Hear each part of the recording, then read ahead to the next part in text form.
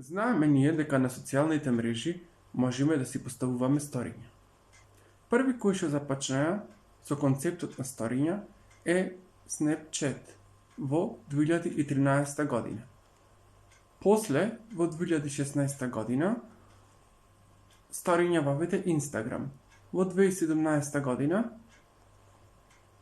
Facebook и после истата година, во 2017 ги воведе и YouTube.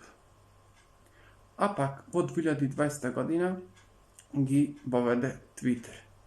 Таму тие се викат Fleets. Сега, колку дена стојат?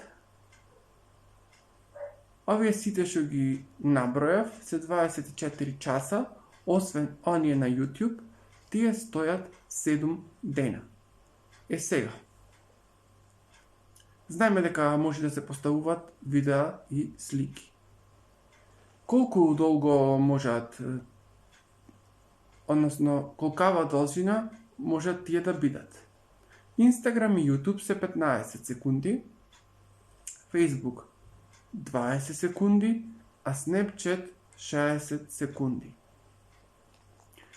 Трето, знаеме дека на Instagram можеме да си направиме highlights, односно да ги клајме таму сторињата и да ни седат на нашиот профил, а на Facebook во collections.